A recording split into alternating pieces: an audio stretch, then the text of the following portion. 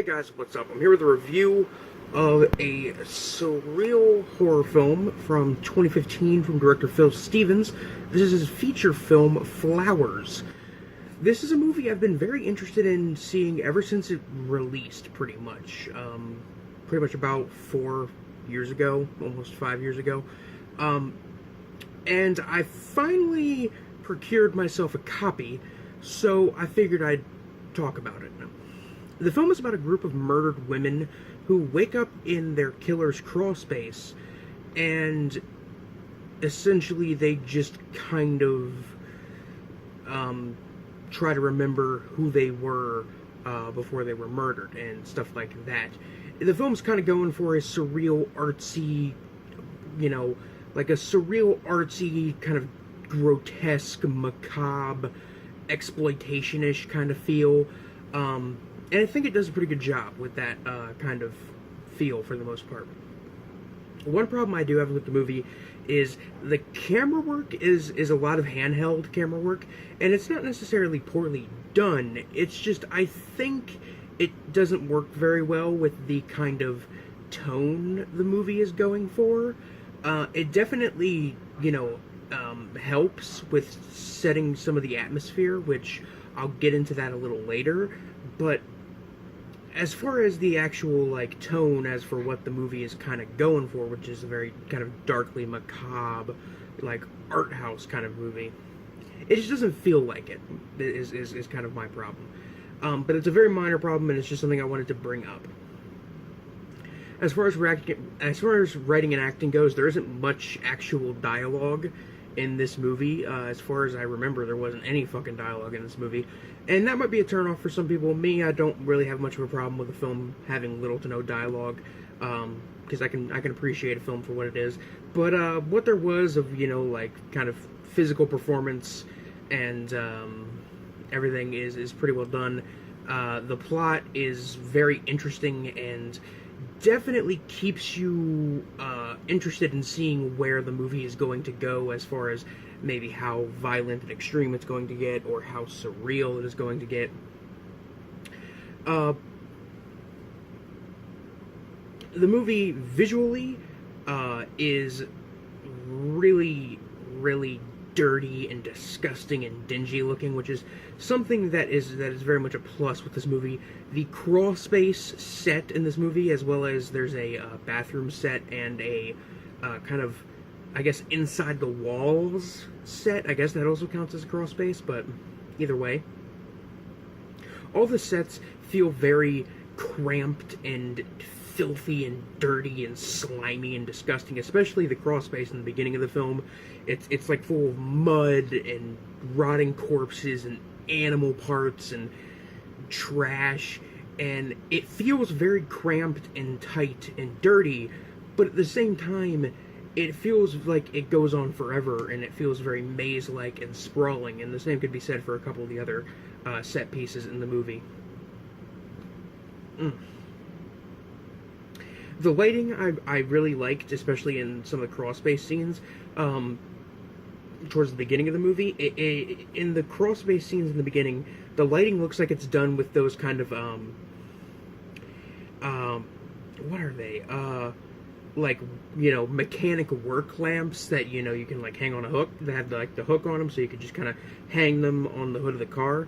It looks like they just took a couple of those, hung them in a crawl space, and shot using that as the lighting, and it really gives those scenes a interesting aesthetic. The scenes in the other sets in the other parts of the film are definitely shot with different lighting than the crawl space is. The bathroom set in the movie is pretty gross too. It's absolutely filthy. There's mud and probably shit everywhere. From the looks of it, there's shit smeared on the walls, and there's a severed pig's head in the sink, which is a very, very, very nice touch. There's a dining room set where there is again a pig's corpse in there again, and that dining room scene's pretty cool. Really, this movie is just filthy. And that's kind of what's great about it.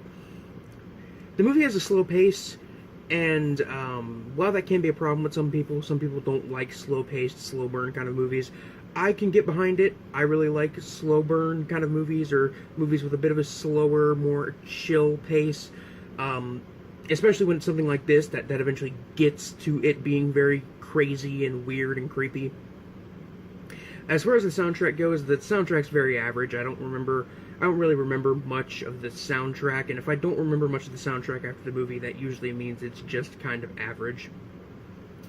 The gore in the film is very well done, for the most part. It's very gross looking, and, decently realistic looking in most of the scenes.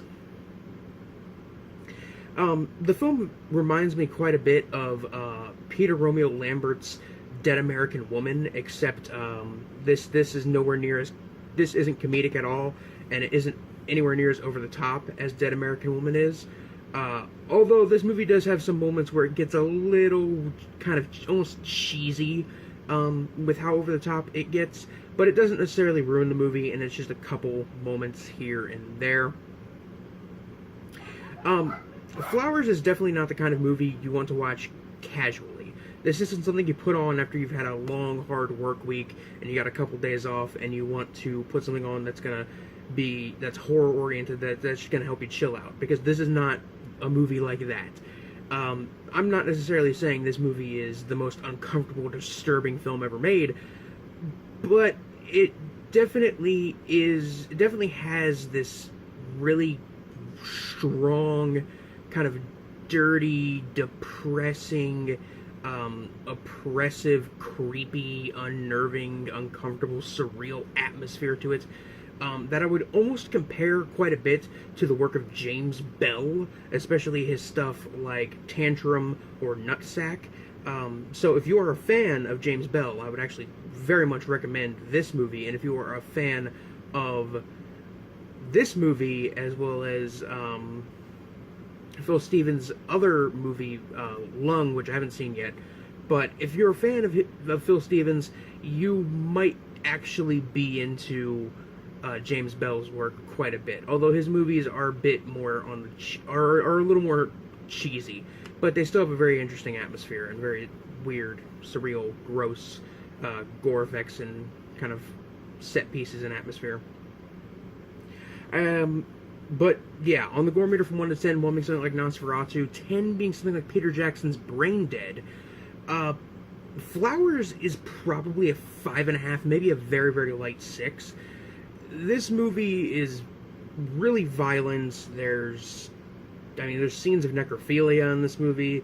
There's scenes of disembowelment. There are throats being slit, and all kinds of really gross, fucked up shit left and right in the movie. While not a perfect movie by any means, this is definitely one of the most interesting, surreal kind of art house horror films I've seen done on a low budget in quite a while. There was Suspiria from last year, which was done on a pretty big budget, and it's got a nice kind of weird, creepy atmosphere, almost similar to this in a way, but I don't want to compare the two, because one is definitely because they're both going for different things entirely. But this is definitely one of the most interesting kind of independent, macabre art house horror films I've seen in quite a while. I'd probably have to give this movie a 4 out of 5, 8 out of 10. This is a really interesting, gross, uncomfortable film, and definitely if you are a part of the niche that loves kind of disturbing, weird horror films, if you love or at least appreciate movies like Women's Flesh, My Red Guts, or like Guinea Pig. I hate to draw comparisons between those, although Women's Flesh is kind of surreal. But if you definitely appreciate extreme horror and gross, weird, disturbing movies, If you're part of that niche that loves disturbing cinema, this is definitely one that I have not heard a lot of talk about as far as disturbing movies go. That being said, I'm now very interested in seeing Phil Stevens' second movie, Lung, which, from what I've read, it's kind of a post-apocalyptic film, which sounds very interesting now that I've kind of gotten to know the kind of atmosphere that Stevens is very good with. Because the atmosphere in this movie, I definitely think could work. The atmosphere and the kind of tone this movie has is definitely something I think could work for a weird post-apocalyptic movie. Again, similar to like James Bell's Nutsack, which was like a weird post-apocalyptic universe where everybody's addicted to heroin and doctors sell heroin to people in return for human body parts. Anyway, I'm fucking rambling. That is it for this one, guys. This has been Biscuit Bowl Reviews. Signing off. Peace.